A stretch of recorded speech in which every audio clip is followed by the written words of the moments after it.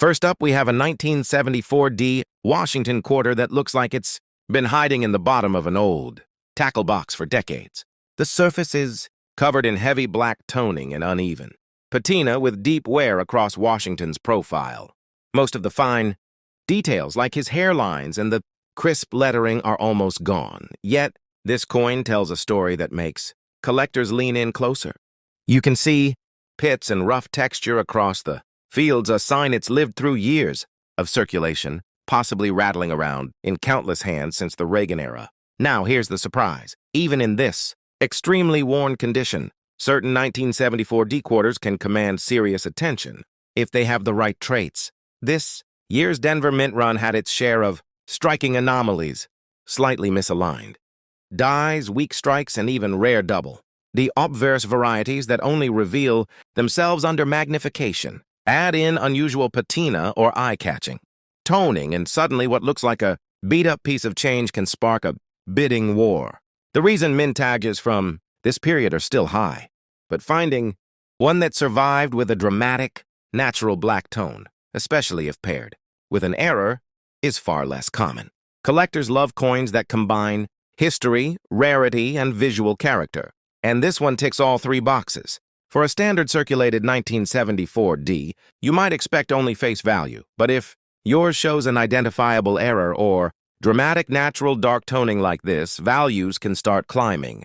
In well-preserved mint state examples, prices can hit $1,000 or more for certified gems. Add in a major error, such as an off-center strike or a strong double die, and you could be looking at $25,000 or beyond in high-grade examples.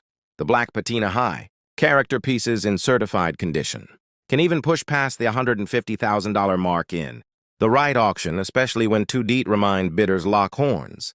It's the kind of coin that makes you wonder how many like this have slipped away in spare change because no one took a second look. This is why experienced collectors always say condition tells the story, but rarity writes the paycheck. Next up, now we have the 1982P Washington quarter without a mint mark, meaning it was struck at the Philadelphia Mint. At first glance, this coin doesn't scream fortune. The surface is dull, the silver gray color has faded into a softer, almost chalky tone, and the high points have been flattened from years of use. Nicks and small scratches are scattered across both sides, the kind you'd expect from a coin that's been rattling around in pockets, cash drawers, and change machines since the late 1970s. But here's the twist. While most people see a common quarter, the right 1982P mint mark can turn into a collector's payday. That makes jaws drop. You see, the Philadelphia Mint produced millions of these in 1982P, so in average condition, they're not rare, but survival in pristine state is another story. These coins saw heavy circulation, and very few were set aside right after minting. That makes untouched examples extremely scarce today. When one shows up in mint state, condition, bright luster, razor sharp, details, no signs of wear, collectors will pay serious money. Top grade, certified pieces have brought in between $3,000 and $5,000.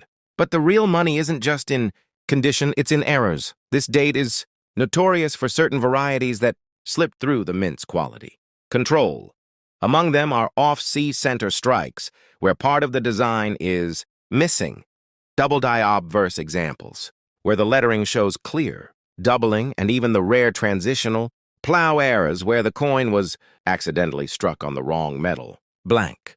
These are so few and far between that most collectors will go their entire lives without finding one in change. Imagine holding a coin like this in circulated condition and learning it has an off-center strike worth $15,000. Or picture a near-perfect uncirculated double die selling for $85,000 at auction. Now push that even further. A transitional error where the coin was struck on a leftover silver-clad planet instead of the proper copper nickel. Composition can send values soaring past $300,000.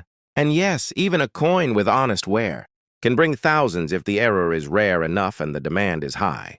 Looking closely at this 1982P mint mark quarter, you can see the years in its surface, the edges smoothed by countless hands, the fine details faded yet still enough character for a trained eye to Recognize its potential. This is what collectors love. The mix of history, scarcity, and the thrill of the hunt. It's why even a coin that looks dull and tired might still deserve a second look under magnification. And that's the point. Coins like this prove that treasure isn't always shiny. Sometimes it's worn, understated, and hiding in plain sight in a jar of change or the bottom of an old purse. The next time you find a 1982p quarter, especially without a mint mark, flip it under the light, check for errors, and think twice before spending it. You could be holding a piece of U.S. minting history worth far. Changes everything. This isn't fantasy. This is the incredible story of the 1980 Lincoln 1-cent coin. Unassuming treasure that has stunned electors, investors, and historians alike. Now before you laugh and say, come on, a penny worth $1 million, that's crazy, let me stop you. Right there.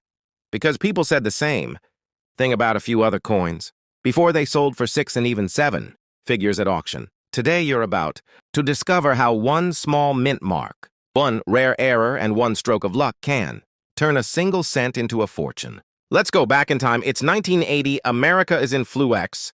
The Beatles are breaking up. Gas costs 36 cents a gallon. And in Denver, at the U.S. Mint, millions of Lincoln cents are rolling off the presses. Most of them will go on to live ordinary lives spent on coffee, gum, or simply lost under couch cushions. But hidden among those millions was something different. A few coins unnoticed by mint workers carried. Mysterious imperfection, a doubling of the date. A faint yet undeniable misprint that would one day send shock waves through the numismatic world. At first, nobody noticed. These 1980 pennies slipped quietly into circulation. They jingled in pockets, changed hands in grocery stores, and were tossed into jars.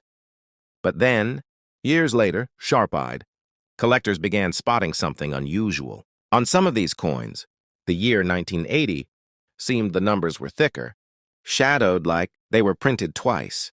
This was no illusion.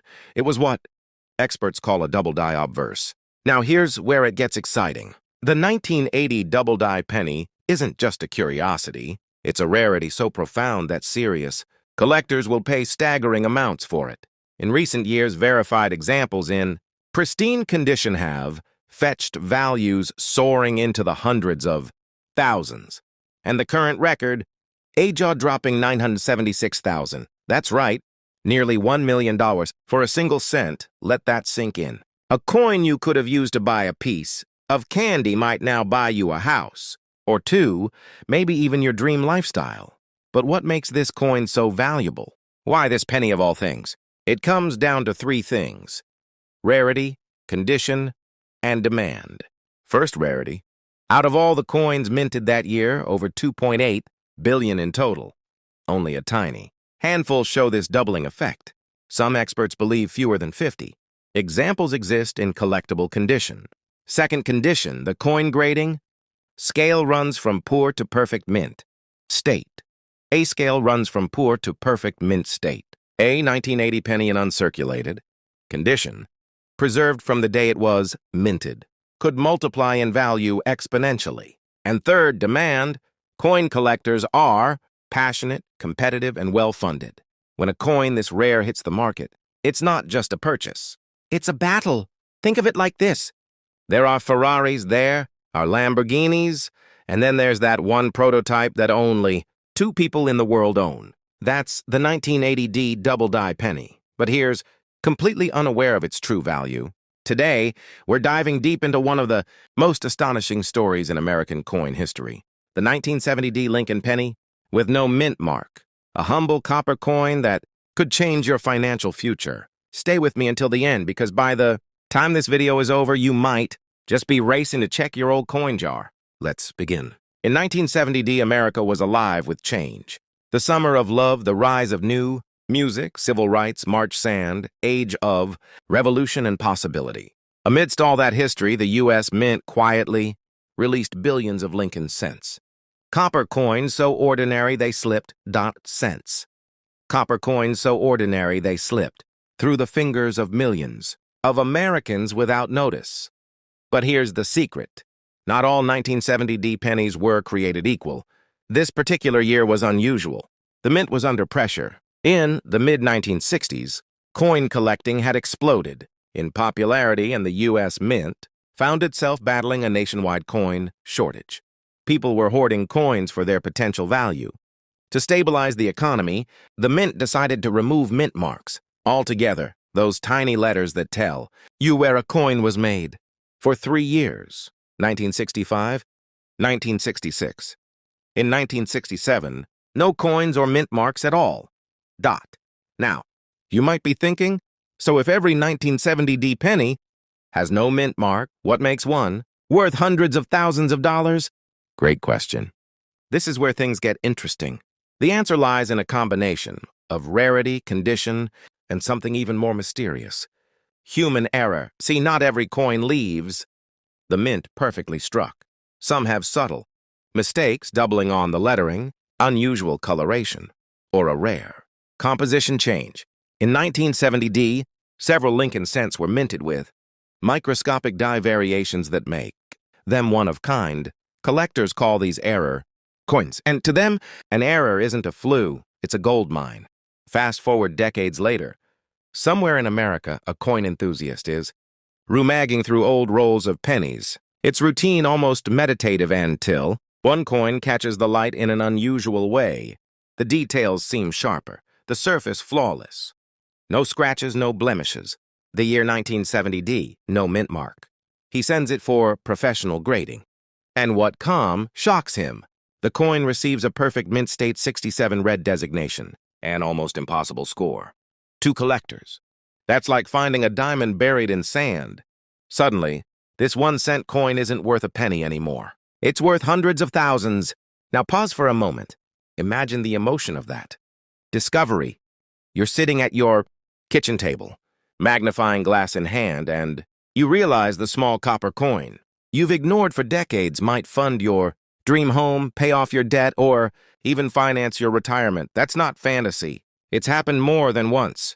In recent years, one of these pristine 1970 Lincoln pennies sold for over $911,000. Think about that for a second. $911,000 for a coin you could have found.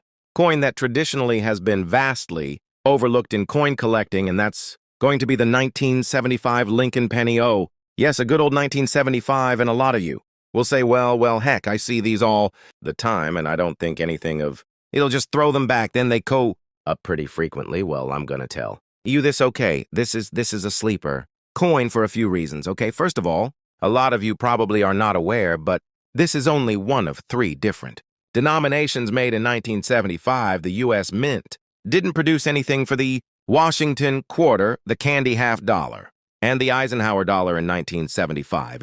Actually, they skipped a date from 74 to 76. And the big reason is that the U.S. Mint they were ramping up the anticipation for the upcoming bicentennial suite of coins for 1976. So they spent the better part of 1975 just making it happen with the design, the processes, and everything like that. And as a result, only a Lincoln cent, a Jefferson nickel, and a Roosevelt dime were ever produced for 1975, okay? So the real question is, because they've only made these 3 denominations, does this make them more valuable, especially the Lincoln cent, which we're going to talk about in this video, is one of those coins that iconically were mass-produced.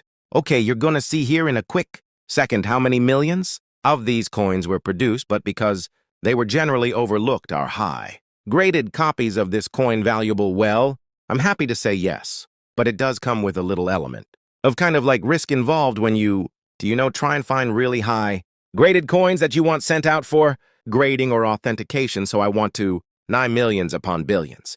Thank you guys for joining in. Of course, gonna do my YouTube thing, like, share, subscribe at the bell for its notification, and let's go ahead and dive right into the first coin that I want to highlight, and that's going to be in the 1975p. This is the Philadelphia minted coin. As you guys can see, there is no actual fiscal P mint mark on these coins, and because of that, it is a Philadelphia minted coin in terms of the mintage. Again, there is no shortage of these in spite of the fact that it's one of only 3 denominations made in 1975. 5,451,476,142 total.